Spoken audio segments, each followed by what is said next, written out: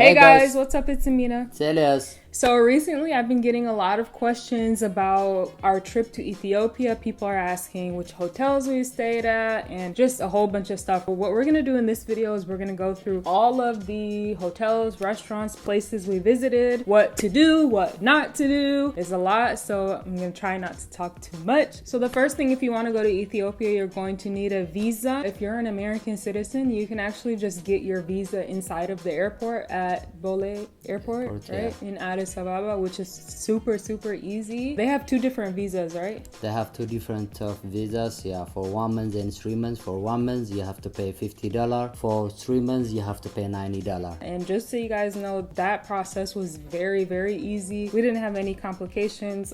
How long did it take? It doesn't take long. It was like, not at all. It was 30 minutes. Yeah, probably about 30 minutes. And they let Elias come with me in the foreigners line, and it was very easy. So that's what I would recommend to do. The next things we're going to talk about is electricity and internet. So the electricity is different in Ethiopia than it is in the US. You cannot just go over there and plug in, and it doesn't work like that. The voltage is different I think. Than the USA, yeah. What's the numbers? The numbers in Ethiopia is 220 voltage. So in the USA we used 110. So you gotta be careful. So you can buy an international plug set from any store. We got ours from Target, I think. And it comes with a converter and a whole bunch of different adapters. This is a converter. It will convert from 220 to 110, yeah. To be honest, I never used this in Ethiopia because most of the technology that we have nowadays is compatible.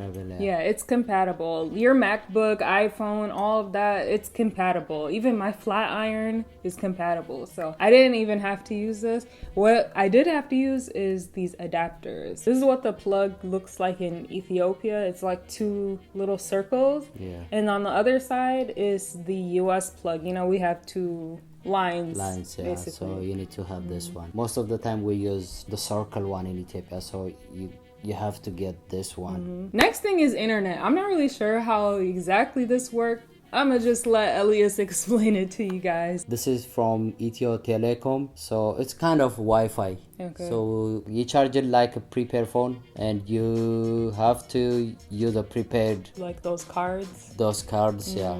So where do you buy this for people that want to buy this? Yeah, you can buy from Ethio Telecom. Okay. Yeah, and it says ZTE. Z. You UK? ZTE.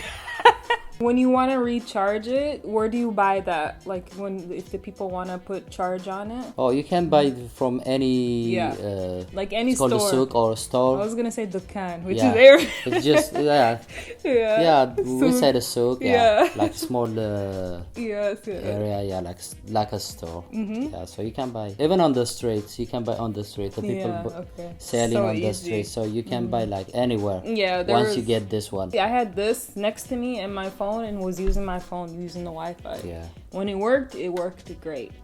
When it worked. In our trip, we basically stayed in Addis Ababa, which is the capital city of Ethiopia. We stayed with family, so we didn't use any hotels or anything like that in Addis. However, we did do a lot in Addis Ababa. So really quickly, we're just going to talk about some of the things. Yod Abyssinia is a culture house. It also has really delicious food. I did a whole video there. Number 2 is Katanya restaurant. They have really delicious food and really drinks beautiful. And really beautiful restaurants. The next one is called Cultural Restaurant. It's you'll see a whole bunch of cultural designs and stuff like that. Very beautiful, and the food is good. In all of these places, the food is good. So those are the main ones that I would recommend to go to. And to be honest, a lot of times street food is kind of the best. Yeah. So definitely just be courageous and try some street food in Addis Ababa. That's really good too. Now, in terms of non-Ethiopian food, there's two places we need to mention here. Yeah, Number one is Wow Burger. Yes.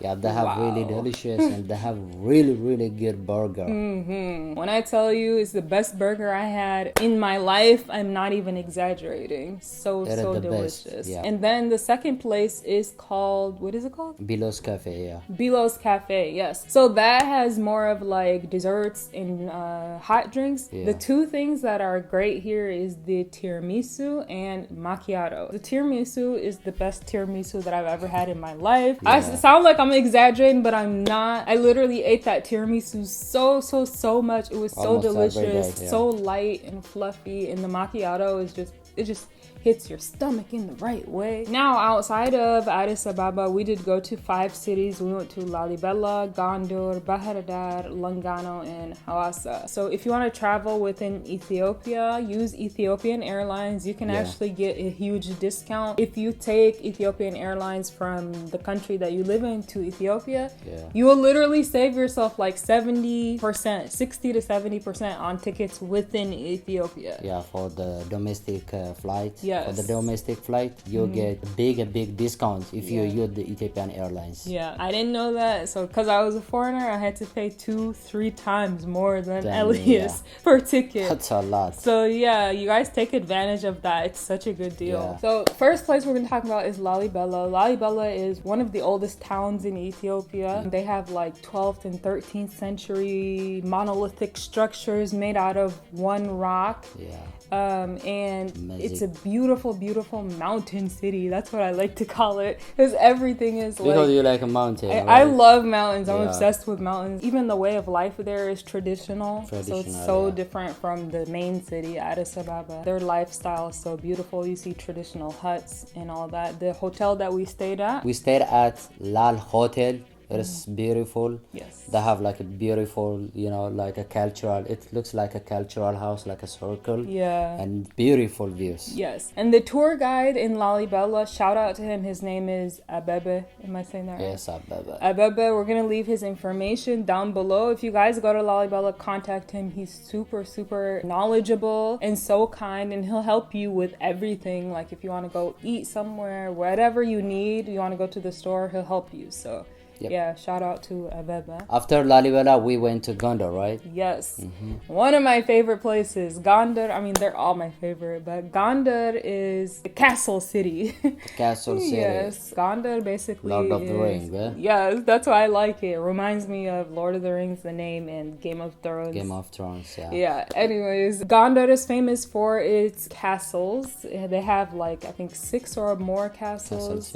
That's called Fasil, and then they also have a swimming pool. So those things you need to see for sure if you go to Gondor. The castles in Gondor is known as Vasiladus. Yeah, one of the king, 17th centuries. The hotel that we stayed at is called Landmark Hotel. However, there's a better hotel that's called Goha Hotel. That hotel is literally on the top of the city of Gondor. You can look and see the whole city in the water, and you can even see the castles really far off in the distance. Yeah, it's so beautiful. So beautiful. Such a beautiful hotel. If you go to Gondor, you need to get the hotel in advance. Of course, Yeah, it was full, so we couldn't get it. Yeah. Don't forget to go for Sister. Their food is really good. Yes. Their coffee and everything. It is a cultural too. It's a cultural place. You will love it if you love Ethiopian culture. Yeah. Everything is cultural. And the food is so good. Yes. And then the culture house in Gondor is called Kob Astav. Yeah. So that's the culture house we went to. It was really nice, really fun. You see dancing, singing, people getting on stage. Okay, next we went to Bahir Dar, the beautiful city, the green and the palm city. Bahir Dar for me just reminded me of like an island. It's like island city because of the Lake Tana, and then they have like palm trees all on the street, and it's so beautiful. Even the weather is hotter. If you go to Bahir Dar, definitely you have to take a boat ride, go on Lake Tana, go on the islands. Yeah, there's like 30 something. You have to go. Yeah, you have to see the islands. Yeah, they have over 37 islands, but you cannot visit all of them in one day because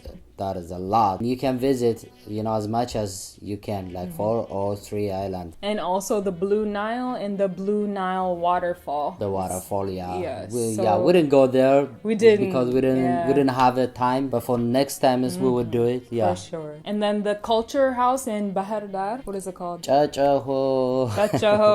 It was really nice. Yeah. Oh my god, I think they had the best zozid tips. Yeah, they had. I was full and I still ate. Yep. Yes. So basically we did those 3 cities in 1 week.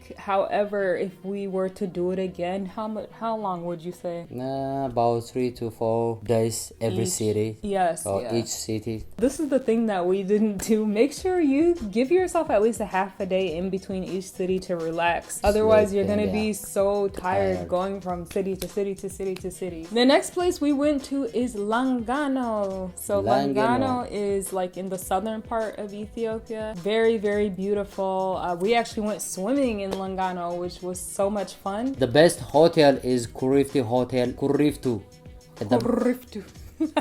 The best hotel is Kuriftu Hotel and Resort, but it was full, so we stayed at Sabana Resort. And Sabana Resort is really, really beautiful too. The main part of Sabana Resort is this huge structure built like a hut, and it's so beautiful, and the windows are open and the birds come and they eat the breadcrumbs. Like really, really beautiful. And then there's an area when you're coming out of this resort and going down to the water. Oh my gosh, some of the most beautiful Mother Nature I've ever seen. So the next place that we went to is called Hawassa. So Hawassa is also in the southern part of Ethiopia. Hawassa for me was just so green. That's what I remember from it. Such a beautiful place. When you travel to the south, it is green and so beautiful, but a little bit hot. The hotel that we stayed at was called the Louis Hotel. You guys can see in our video there was monkeys running around. It was so beautiful. I loved it. So much fun. The hotel was a little bit different because it was more modern style, whereas the other ones are more traditional. We had Wi-Fi, room service, everything. There was a sauna in the bathroom and everything. So beautiful. So the last part of this video, we're just gonna give you just random tips if you're visiting Ethiopia. When you do tour all of these places, make sure you get a tour guide. Yeah, you have to make sure to get a tour guide. Otherwise, it is hard, to know the histories. It is hard, to know like the place and everything. So you need to get the tour guide. Yeah, if there's one thing you shouldn't be cheap on, it's the tour guide, right? Yeah. That at least get a tour guide wherever you go. At least. Try Ambo. So Ambo is like the Ethiopian sparkling water, mineral water. Water, it will help you so much with digestion, especially if you're new to the country. And also in Addis Ababa, almost every single day is running. So whenever you go to Addis, you have to get the umbrella or you have to dress properly. Otherwise, The next thing, if you want to travel within the city, the transportation that I would recommend is called the Zilusi taxi. It's a yellow and green taxi, a little bit newer than some of the other transportation you'll see there, and it's still very, very affordable. So look out for that taxi. That's the best transportation we took within Addis. And if you want to be courageous, you can try the Bajaj or the train. The three-legged, I don't know how to describe it. Yeah. Or the train too. The train, You have to run though and beat everybody.